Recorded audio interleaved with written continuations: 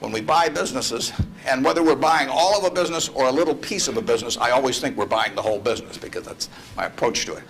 I look at it and say, what will come out of this business and when? And what you really like, of course, is them to be able to use the money they earn and earn higher returns on it as you go along. I mean,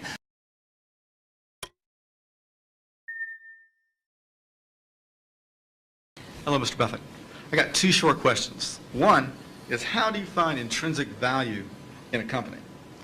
well, intrinsic value is the number that if you were all-knowing about the future and could predict all the cash that a business would give you between now and Judgment Day, discounted at the proper discount rate, that number is what the intrinsic value of a business is. In other words, the only reason for making an investment and laying out money now is to get more money later on, right? That's what investing is all about. Now, when you look at a stock, when you look at a bond, assuming it's the United States government bond, it's very easy to tell how much you're going to get back. It says it right on the bond. It says when you get the interest payments, it says when you get the principal. So it's very easy to figure out the value of a bond. It can change tomorrow if interest rates change, but the cash flows are printed on the bond. The cash flows aren't printed on a stock certificate. That's the job of the analyst, is to print out, change that stock certificate, which represents an interest in the business, and change that into a bond and say, this is what I think it's going to pay out in the future.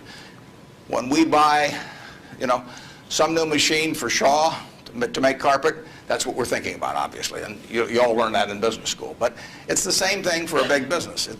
If you buy Coca-Cola today, the company is selling for about $110 to $15 billion in the market. The question is, if you had 110 or 15 billion, you wouldn't be listening to me, but I'd be listening to you incidentally.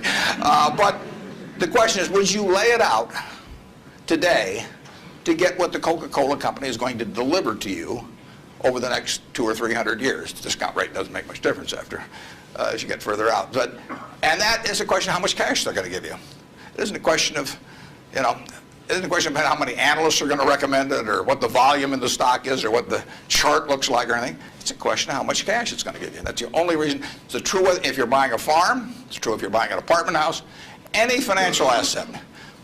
Oil in the ground, you're laying out cash now to get more cash back later on. And the question is how much are you going to get, when are you going to get it, and how sure are you? And when I calculate intrinsic value of a business, when we buy businesses, and whether we're buying all of a business or a little piece of a business, I always think we're buying the whole business because that's my approach to it. I look at it and say, what will come out of this business and when? And what you really like, of course, is them to be able to use the money they earn and earn higher returns on it as you go along. I mean, Berkshire has never distributed anything to its shareholders, but its ability to distribute goes up as the value of the businesses we own increases. We can compound it internally, but the real question is, Berkshire selling for, we'll say, 105 or so billion now. What can we distribute from that if you're going to buy the whole company for 105 billion now, can we distribute enough cash to you soon enough to make it sensible at present interest rates to lay out that cash now? And that's what it gets down to. And if you can't answer that question, you can't buy the stock. You can gamble in the stock if you want to, or your neighbors can buy it. But if you don't answer that question, and I can't answer that for internet companies, for example. There are a lot of companies, there are all kinds of companies I can't answer it for, but I just stay away from those. Number two. So you got formulas involved in finding intrinsic values on certain companies. I mean, you've got a mathematical system set up. Discounted present value of future cash, yeah. Okay. Second short question is, why haven't you written down your set of formulas or your strategies in written form so you can share it with everyone else? Well, I think I actually have written about that. If you read the annual reports over the recent years, in fact, the most recent annual report, I use what I've just been talking about. I use the illustration of Aesop. Because here Aesop was in 600 BC. Smart man, wasn't smart enough to know it was 600 BC, though. I mean, would take a little foresight. But Aesop, in between tortoises and hares and all these other things, he found time to write about, birds.